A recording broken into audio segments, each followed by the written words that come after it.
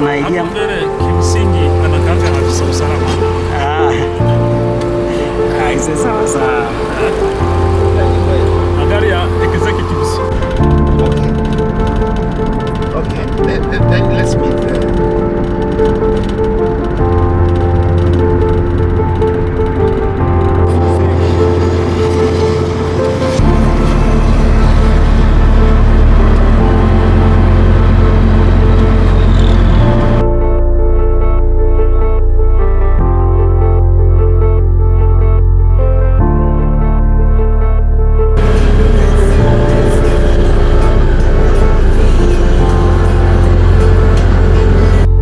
Mimi ni Ivan G na hii ni EM Online TV.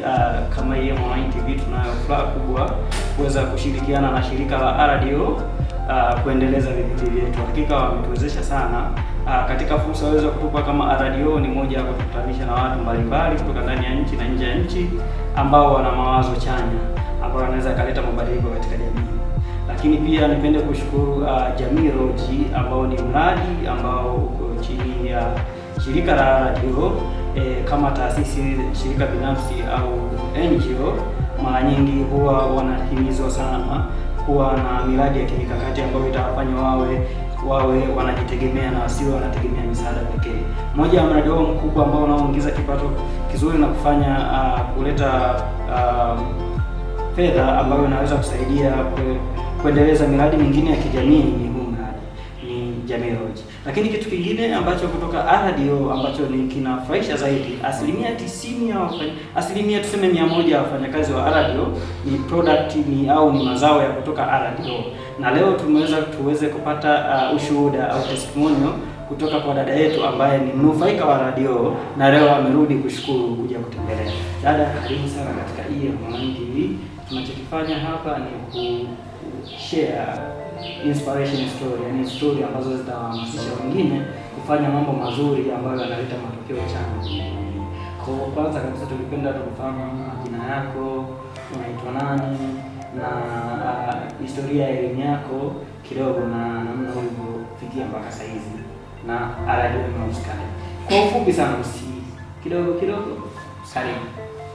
Kwa majina ninaitwa Benista Stefano Kimbe. Nimetokea wilaya ya Kilolo, kijiji kimoja kinaitwa Isi. Mimi wakati nimehitimu form 4, wazazi wangu hawakuwa na uwezo wa kunisaidia kwa lolote au kwa namna yote ile. Lakini mradi wa RDO kwa sababu wenyewe wanajishughulisha sana kusaidia watu wa vijijini au wale wasiojiweza au kusaidia kuleta maendeleo vijijini. Na mimi nikawa mmoja wa wahanga au watu wale ambao walifikiwa na kuombea. Nikafikiwa na RDO kwa namna ambayo naweza nikasema ni muujiza. Baada ya hapo manake nilipokutana. Ni kwa nini unasema ni muujiza? Kwa kifupi nieleze kwa nini ilikuwa ni muujiza kukutana na RDO? Ulikuwa muujiza kwa sababu cha kwanza, mara nyingi wao wanasema wanasaidia watoto yatima ambao hawana baba hawana mama. Na kitu kingine, mimi nilikuwa tayari ni kijana mkubwa, nimehitimu form 4, nimekaa ilikuwa ni miaka 5 kijijini. Kwa hiyo nasema ni muujiza kwa sababu wapo wasichana wenzangu au wahanga wengine ambao walikuwa pale kijijini, wengi ambao walikuwa wanahitaji, lakini nilifikiwa mimi. Ndio maana nasema ni muujiza. Na pengine ambacho ningependa kufahamu ni msaada upi ambao RDO walikupa, na kama ni mafunzo ulipitia mafunzo yapi, ukafika hadi sehemu gani na ukajiendeleza na shughuli gani, na pia unaonaje utoaji wa mafunzo wa vyuo vya RDO? Cha kwanza kabisa, kama nilivyokueleza mara ya kwanza kwamba wazazi wangu hawakuwa na uwezo kabisa kunisaidia kwa chochote. Kwa hiyo RDO walinisaidia wakati naanza mwaka wa kwanza, sare za shule, kila kitu, kunisaidia chakula, japo sikuwa bweni lakini nilikuwa nasaidiwa chakula, mahitaji yote, daftari, kila kitu nilikuwa napewa, tofauti na wengine. Na ukaendelea na mafunzo? nikaendelea na mafunzo. Ulichukua fani gani? Mara ya kwanza nijifunza ushonaji. Baada ya muda kidogo radio, kwa namna walivyoona wao au uelewa nilionao, wakanichukua nikaenda kujifunza ufumaji. Kwa hiyo kwa sababu alikuwa na lengo la kuanzisha ufumaji, na kwa sababu huko wilaya Mfindi na Kilolo kuna baridi sana, kwa hiyo wakaona ni mradi ambao unaweza ukawaingizia kipato. Kwa hiyo wakanichagua mimi mmoja wao niende kujifunza, kwa sababu labda waliangalia uwezo wa uelewa nilionao. Nikajifunza kwa muda kidogo, kaanza kuzalisha au kushona. Mara ya kwanza tulianza kushona masweta ya watoto yatima. Nilipelekwa kujifunza kwa mtu binafsi.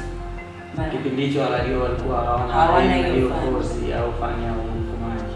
Ndio wakanichagua kwamba niende nikajifunze ili nikirudi nifunze wengine.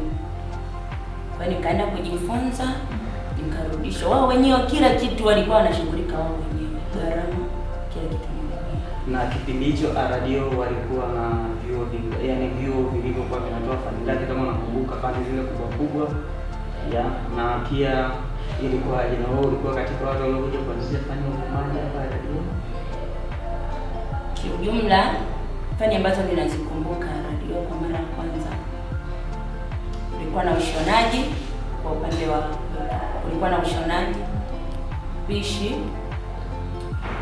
chomeleaji, umeme.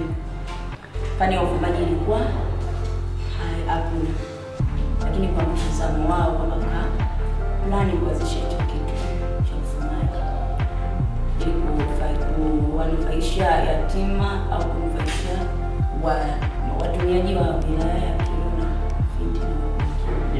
Maana yake unamaanisha radio iliamua kuanzisha fani ya ufumaji ili iweze kuwasaidia wale wanafunzi wenye uhitaji kupata huo ujuzi kutoka maeneo mbalimbali.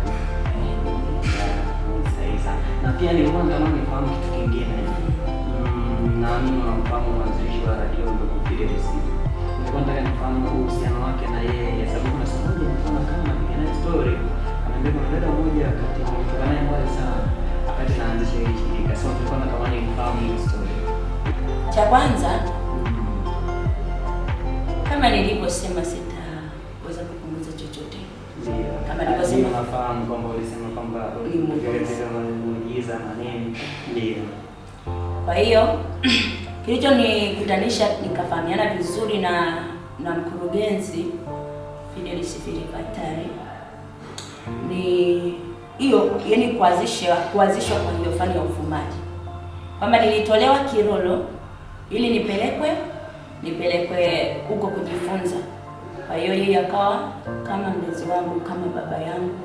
Kwa hiyo kunipeleka kule, yeye ndo alikuwa kama mzazi au ndio kile kitu kule ambako nilikuwa naenda kujifunza. Na hiyo alikuwa anafanya tu kwa moyo tu, kwa kujitolea, kwa kuona mazingira yaliyotoka. Kiujumla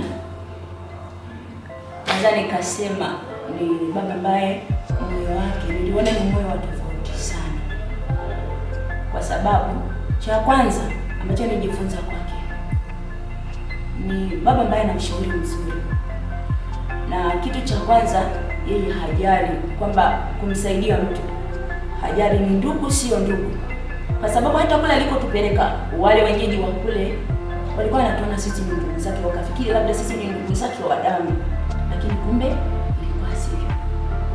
Kwa hiyo kwa upande wangu amekuwa msaada mkubwa, hata nikifanya kazi kokote nitakapoenda, kwa sababu huwezi kupata kibali kama huna kitu cha thamani.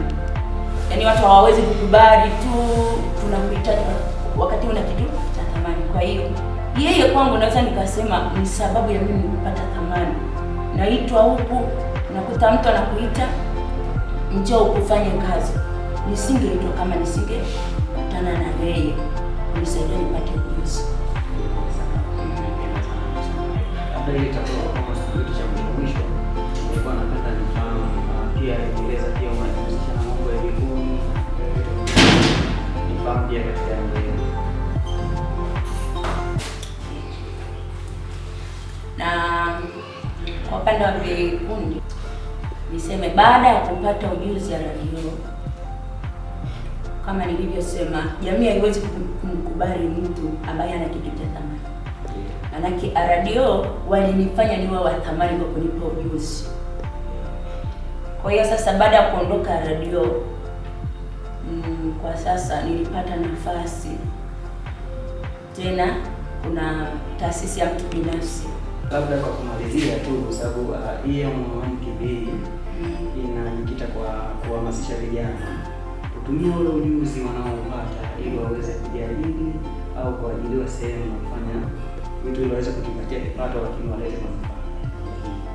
So mwisho nimepata tamani upate kusikia ushauri wako kwa upande wa vijana wanaopata fursa za mafunzo na hii sasa kupitia haya mashirika yasiyo serikali.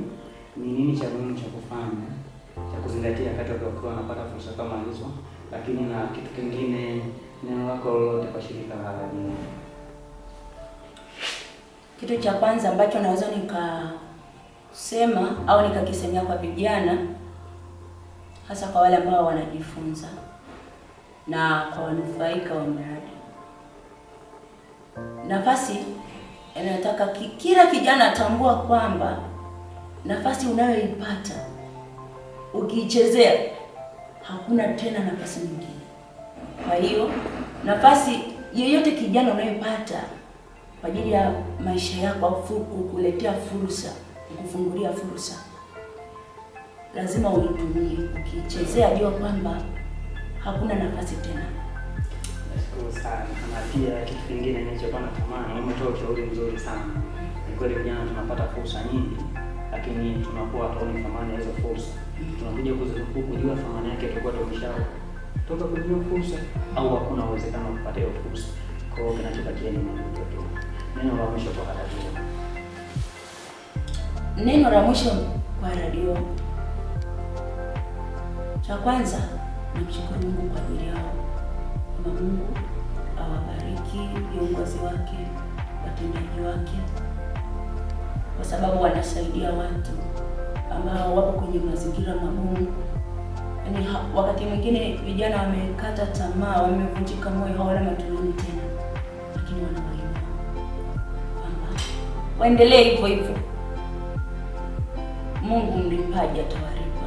Wabarikiwe sana. Asante sana. Mimi ni Ivan G na hii ni EM Online TV.